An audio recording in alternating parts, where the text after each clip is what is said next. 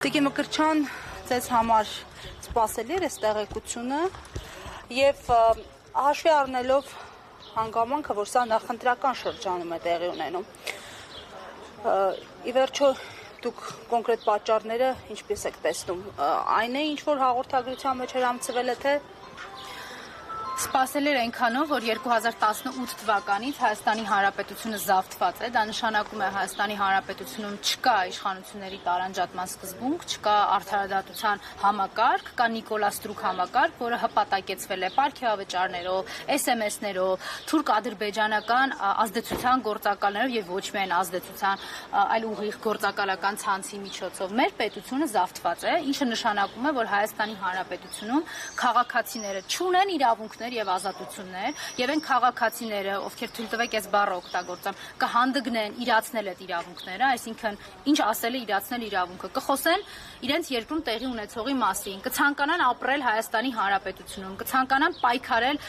թուրքերի դեմ, ովքեր ուզում են ոչնչացնել Հայաստանի Հանրապետությունը, այնպես ինչպես ոչնչացրեցին իրենց դրածո Նիկոլի օգնությամբ եւ Նիկոլի միջոցով Արցախի Հանրապետությունը։ Իրենք խստագույնս կպատժվեն Նիկոլի լեքսիկոնով ու բառապաշարով, ասֆալտ լիզելով, բորջուր լիզելով, ասֆալտին փռվելով, կալանավորվելով, իր ոնց էր ասում, իր վնգստացող դատավորների կողմից եւ Նիկոլա Ստրուկ իրավապահ համակարգի կողմից։ Դուք ասացիք հաղորդագրություն, Հայաստանի Հանրապետությունում շատ վաղուց չկան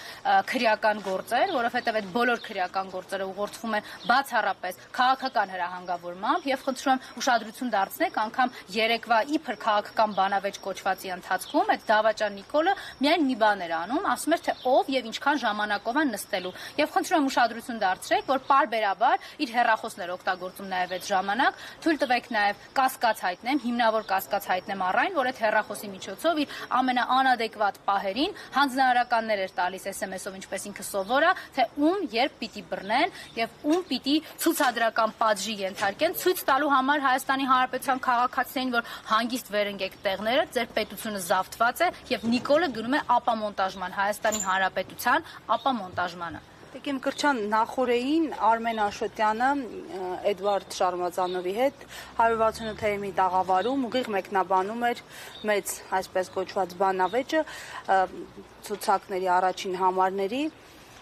եւ բավականին սուր քննադատություններ էր հնչեցնում։ Սա զուգադիպել է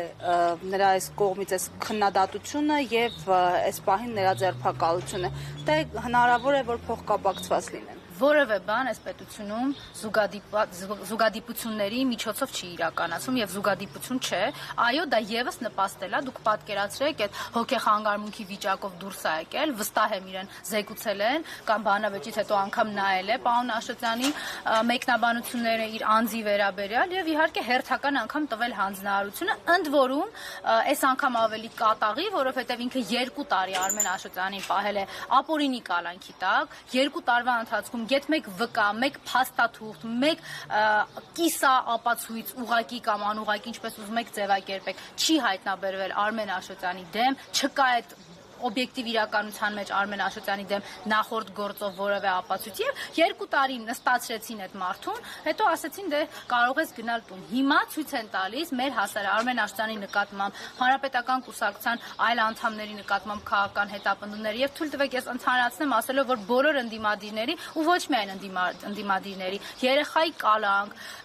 կանանց քաղաքական բանտարկյալներ դարձնելը եւ բոլորի վրա քրեական գործեր կարելը մի նպատակ ունի ցույց տալու, որ այդ հանրային դիմադրությունը, որ այս 8 տարի ինքը կոտրում է եւ չի կարողացել կոտրել, որտեղ հայ հասարակությունը դիմադրում է Նիկոլին, ինքը ուզում է այդ դիմադրողականությունը կոտրի։ Ցույց է տալիս, որ Հանրապետական կուսակցության փոխնախագահին մի անգամ չէ, 10 անգամ ապօրինի կալանքի կտանեմ, 10 անգամ ապօրինի կձերբակալեմ եւ որևէ մեկը ոչինչ անել չեք կարող։ Նարեկ Սամսոնյանը, Վազգեն Սաղաթելյանը իրենց քաղաքացիական կարծիքն արտահայտվելու համար մարդկանց ապօրինի ձերբակալել էին, դրանից հետո արդարացվել են մարդիկ, ամիսներ շարունակ անցկացրել էին բանտում, հիմա նորից ասում են էլի կանցկացնեք բանտում, իրենք բոլորիս համար ունեն ընդամենը մեկ պլան եւ ծրագիր՝ վերացնել հայերին Հայաստանի Հանրապետության հետ միասին։